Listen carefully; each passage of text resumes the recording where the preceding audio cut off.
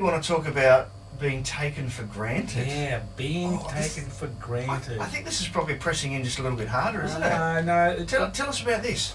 Well, most people feel like they're being taken for granted, but it's particularly the wives and the mothers, actually. Mm. And so generally with mothers, for example, if they've got 2 or 3 children, what they would like is they would like cooperation, they would like a pattern of some sort of structure, particularly in the mornings. Mm. And what happens is that they find themselves the ones that got to get the kids out of bed, get them ready, make sure they've got their, they've brushed their teeth, got their lunches, got the school stuff. And it's a lot to be done, isn't there? There's a huge list, and they feel the weight of that often. Yeah, I dislike that part of the day so much. I've got a job in breakfast radio.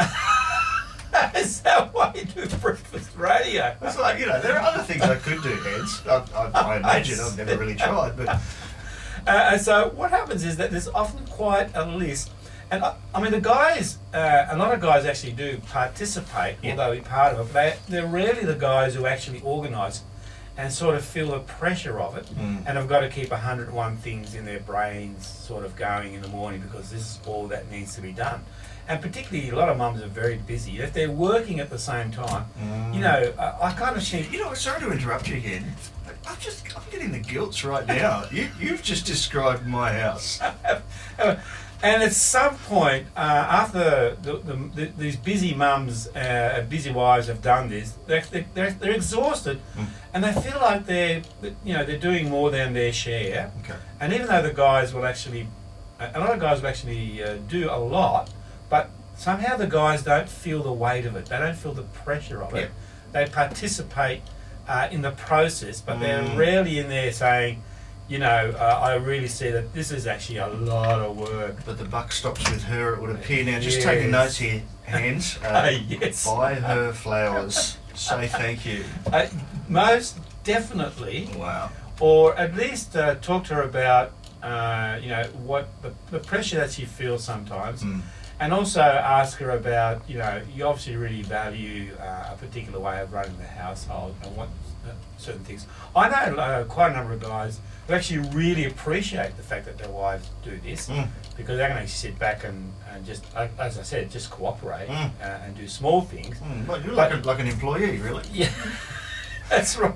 But they really need to make sure that... I'm going to do it again this week. I'm going to ask you to stick. The tedium was overwhelming. Right, I'm distracted. Hans, we've been talking this morning about being taken for granted. Yes. And you used the example, and it's very pertinent in my life, in that my wife carries all the pressure of the getting ready for school in the morning with the kids. Yes. That's a big job, and that's a big list that she holds in her head and things that she has to get done. Yep. And that's only in one part of the day, but also in the evening.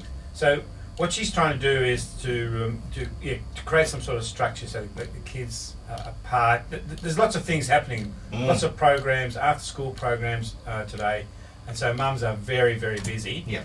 And what you'll find is that men will often cooperate, but they just become part of it often.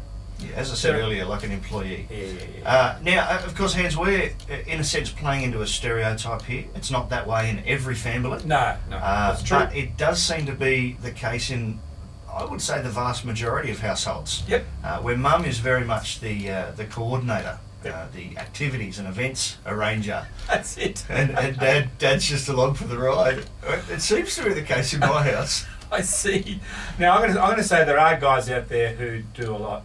But what often happens is that sometimes, so there is a kind of a structure there, and then sometimes their wives might ask them to do a little bit of extra things, or the wives will have this annoyed look on their face because they've asked for something, and the guy's actually not saying enthusiastically, yeah, of course I would do that, or of course I would help you.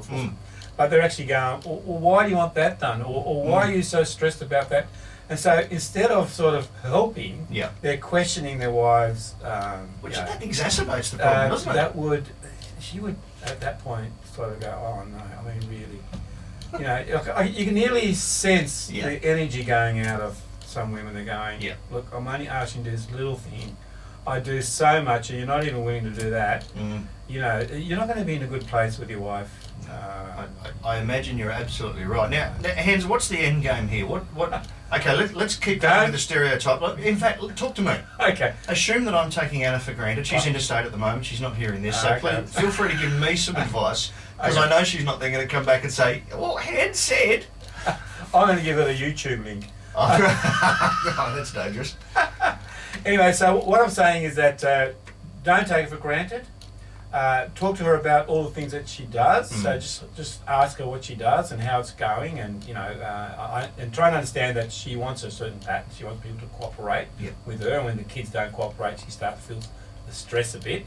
So talk about the stress a bit. You could ask her about that. The other thing you need to do is that if she does ask you for a little extra thing to do, do it gladly, without complaining, and she'll love you. All right, rebuke taken, Hans. Thank you. Okay. I'm a bit whingy, whiny, but I've asked to help.